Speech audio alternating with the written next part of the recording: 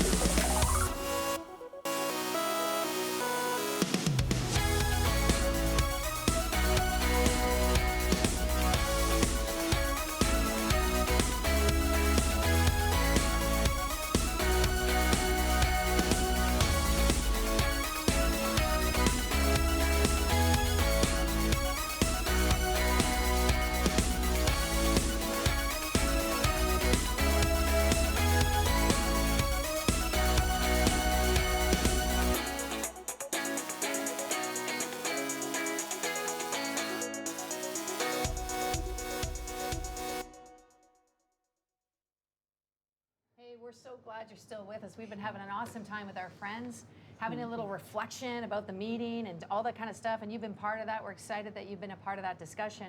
But also, we invited these folks not just to discuss the meeting, but also because they embody a Salvation Army spirit, and they have an impact that goes around the world, and we wanted to give them a chance. You know, I just was thinking, if you had 30 seconds, which is actually what you have on this show, if you had 30 seconds and you could just say like a vision casting statement, like just something you wanted to encourage Salvationists around the world and who are here at the Congress, you know, what would you say? Let's start with Brendan Noddle, all the way from Australia. Thank 30 you. seconds of spiritual pump. Look, I think when the Salvation Army was raised up by God, he called the Salvation Army out of the institutionalised church.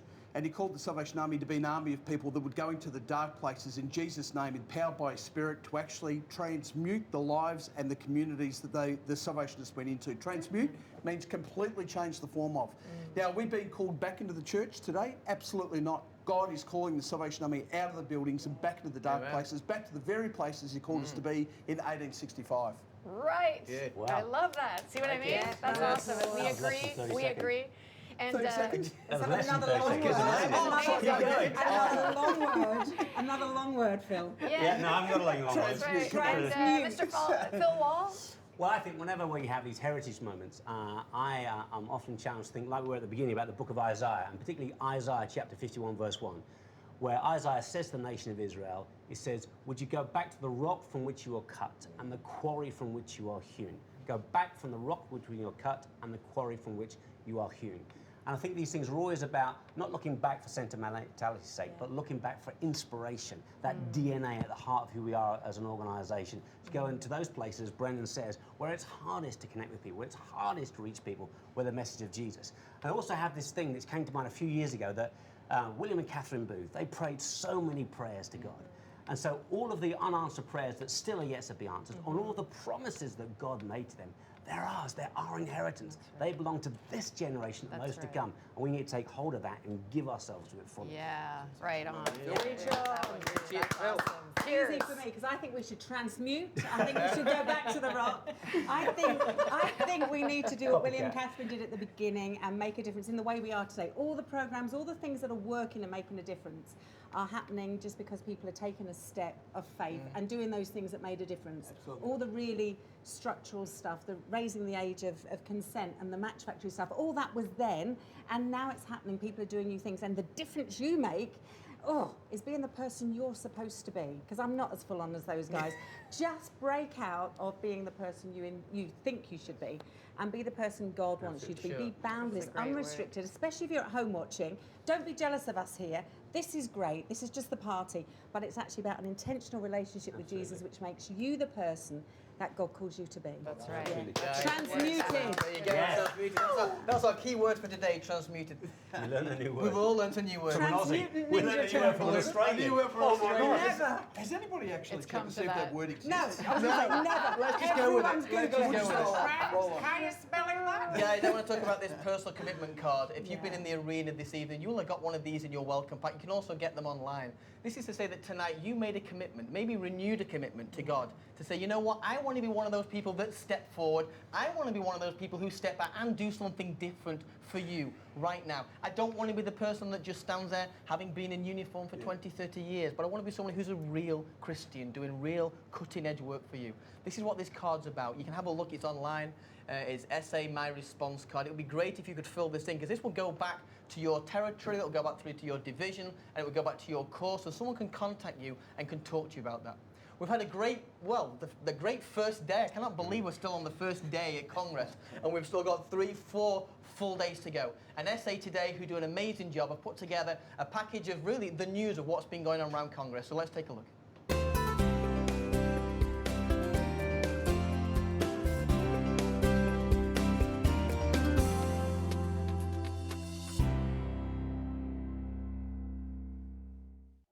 The International Music Festival took place last night, including several different Army band and songster groups. There's a lot of talk in the church and within the Salvation Army about what we sing and what we play and the relevance of music, and those discussions are valid.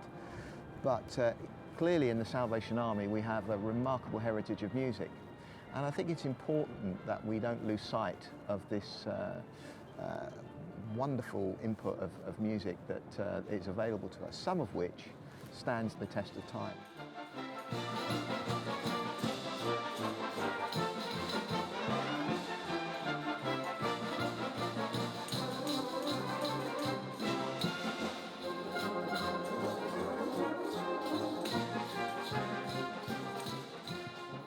The Boundless Trade Shop is open and located within the O2 Arena and full of resources for Salvationists and friends visiting the Congress, including the new songbook. We're so pleased at SP&S that we can sell the new Salvation Army songbook for $13.95 in the Super Trade store here at Boundless Congress. We understand that this book has been so long in preparation, and it's so exciting that it's just been released in time for all the Salvationists from all over the world. We understand this is such an important resource, and we're really pleased to sell it in our shop. Salvation Army volunteers were at Heathrow Airport, welcoming delegates as they arrive. It's very exciting here today at Heathrow because we're meeting all the sponsored delegates from the other countries. So we're rather busy. We've had people from Haiti and India and the Bahamas and Madrid, and they're all arriving on their flights, and we're greeting them. The Boundless Theater is just one part of the Boundless experience at the O2. This venue will house concerts, a daily international prayer meeting, and other important events. Check out boundless2015.org under the Boundless Experience for a full listing of events. As we close, we look at the second verse of the Founder's Song. My sins, they are many, their stains are so deep, and bitter the tears of remorse that I weep. But useless is weeping, thou great crimson sea, thy waters can cleanse me, come roll over me. For Salvation Army Today, I'm Chris Raymer. God bless. Where are you from? We're from Canada, and it's Canada Day, so happy Canada Day.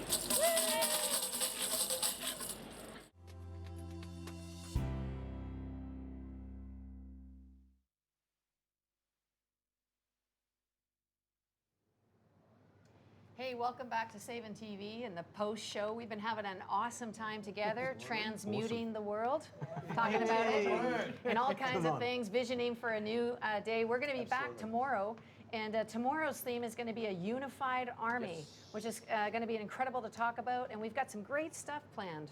Yep, tomorrow is Founders Day. Right. Thursday, second day, Happy 2nd July birthday. is Founders Day. So that's going to be a really cool day tomorrow. Make sure you tune in. If you can't be here in person, tune in, watch it online. The pre-show starts at 9 a.m. tomorrow. So please, boundlesslive.com, make sure you tune in. Very special guest tomorrow. We have a great guy and coming in with his wife, Commissioner Kay, but also General Raider is coming in. Superb guy. Good people. He's coming in to speak to us in the morning, but he's also going to do something very special. He's going to be launching his very latest book. And we're going to ask him if we can have a copy, ask him to sign it and see if we can give it away as a prize tomorrow. So that's our competition tomorrow.